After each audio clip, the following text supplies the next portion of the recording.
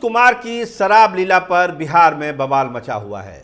गैर सरकारी आंकड़े 50 से ज़्यादा मौत की बात कर रहे हैं, सरकारी आंकड़े भी उसके आसपास ही हैं। तो हो क्या रहा है बिहार में?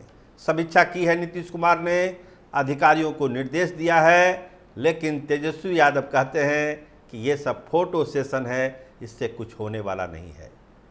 देखिए, विपक्ष तो उनको घेर ही रहा है, चाहे वो तेजस्वी यादव हैं, आज 12 सवाल पूछा उन्होंने, चाहे वो प्रशांत किशोर हैं, तो विपक्ष तो घेर ही रहा है। लेकिन एनडीए में भी अब उंगली करनी शुरू कर दी है, पूरा बवाल मचा हुआ है।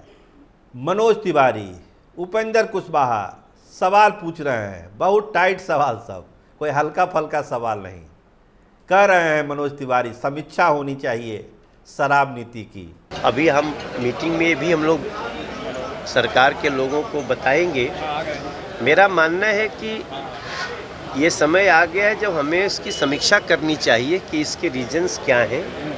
अगर कोई नए स्टेप उठाने हो तो सरकार को उठाना चाहिए। उपेंद्र कुशवाहा कहते हैं कि सरकार इसको लागू कराने की ताकत सरकार में नहीं है। तो आखिर इरादा क्या है? क्या शराबबंदी को ख़त्म कर देना चाहिए? शराब लीला के नाम पर जो ये मौत का तांडव हो रहा है, ये ख़त्म होना चाहिए। होना क्या चाहिए? तेजस्वी कहते हैं 30,000 करोड़ का अवैध कारोबार है शराब का। वो कहाँ जा रहा है?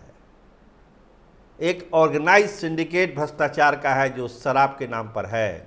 एक छोटा सा नमूना है, तेजस्वी यादव का बड़ा आरोप है आज। प्रशांत किशोर कहते हैं कि अहंकार, केवल अहंकार है और कुछ नहीं है। शराब नीति जो है फेल है, सुपर फ्लॉप है, और गांधी जी ने ये कभी नहीं कहा था कि आप कानून बनाकर शराबबंदी करिए। यही बात उपेंद्र कुशवाहा भी कह रहे हैं कि जनता का सहयोग से ही ये सफल हो सकता है। अगर जनता कोऑपरेट नहीं करेगी तो कानून बनाकर कोई भी सरकार इसको लागू नहीं कर सकती, इसको सक्सेस नहीं कर सकती है। प्रशांत किशोर कहते हैं कि किस बात का अहंकार भाई, लोग मर रहे हैं और आप अहंकार की बात में डूबे हुए हैं। जो पिएगा जो मरेगा। अब तो 4 लाख रुपया आप भी जोड़ दिया आपने संशोधन करके उसमें, जब बहुत बवाल मचा तो।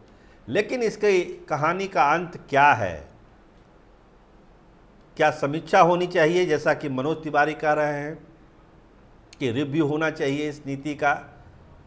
ये सही है कि सब पार्टियों ने मिलकर शराबबंदी कानून को हरी झंडी दिखाई थी, लागू भी हुआ, शुरुआत में इसके अच्छे नतीजे भी आए। लेकिन जब ये माफिया जाल में फंस गया, शराब के अवैध कारोबारी के जाल में ये नीति फंसी, उसके बाद से इसका पतन होना शुरू हुआ। घर घर होम डिलीवरी, ईजी अवेलेबल। कहते हैं कि जिस तरह से भगवान नहीं दिखते हैं, शराब भी नहीं दिखती है दुकानों में, लेकिन सब जगह मौजूद है शराब। जिस तरह से भगवान कण कण में मौजूद हैं, तो घर घर में भी भगवान शराब मौजूद है। आप आसानी से इसको मंगवा सकते हैं।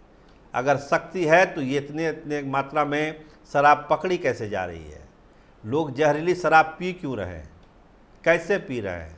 इसका जवाब कौन देगा? तो यही सब कड़े सवाल उपेंद्र कुशवाहा ने भी पूछे हैं, प्रशांत किशोर ने भी पूछे हैं, और मनोज तिवारी ने भी नीतीश कुमार से पूछा है। इधर नीतीश प्रशासन चौकस है, क्योंकि अब मामला गोपालगंज भी पहुंच गया है। गोपालगंज से भी मौत की खबरें हैं, यानी सीवान, छपरा, गोपालगंज, पूरा सारण का इलाका शराब लीला से जो है त्रस्त हो चुका है।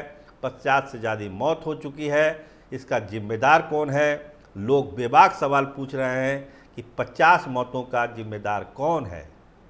इसका जवाब कौन देगा? देखिए, बहुत सारे लोगों से बात हुई है। शराबबंदी हटाने की जो बात प्रशांत किशोर करते हैं, कुछ लोगों से बात हुई हमारी। वो क्या कहते हैं कि हम वोट प्रशांत किशोर को देंगे, जीते चाहे हारे, कोई मतलब नहीं है। लेकिन चूंकि वो शराबबंदी हटाने की बात करते हैं, तो हम वोट प्रशांत किशोर को ही देंगे। तो शराबबंदी हटाना वाला जो इशू है, हो सकता है प्रशांत किशोर का क्लिक भी कर जाए, क्योंकि लोग जब इस भाव से वोट दे रहे हैं कि शराबबंदी प्रशांत किशोर हटा रहे हैं, जीतना हारना तो अलग कहानी है, हम वोट प्रशांत किशोर को करेंगे। तो समझिए कि मनोदशा क्या है। दूसरी बात, जो बात कही जाती है कि औरतों के लिए, लड़कियों के लिए एक अच्छी योजना है। सवाल लोग पूछते हैं, क्या गुजरात और बिहार के अलावा बिहार में और कहीं लड़कियां, औरतें रहती है भारत में या नहीं रहती है? क्या सारी महिलाएं, सारी औरतें और सुरक्षित है, अनसेफ है बिहार और गुजरात के अलावा? वहाँ लड़कियां रात में नहीं निकल रही है? आखिर क्या बात है? ये तर्क बिहार में क्यों दिया जा रहा है?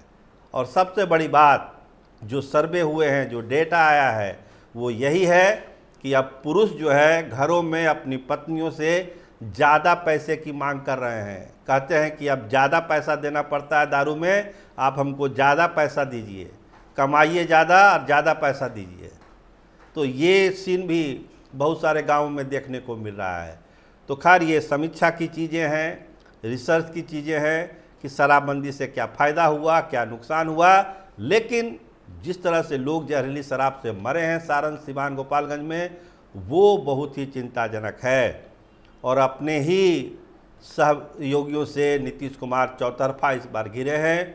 विपक्ष तो घेर ही रहा है, एनडीए के सहयोगी पार्टियां भी नीतीश कुमार को घेर रही है कि नीतीश कुमार कुछ सोचिए, समीक्षा करिए। अगर शराब नीति में कुछ फेरबदल करना हो तो फेरबदल करिए, लेकिन जिद छोड़िए।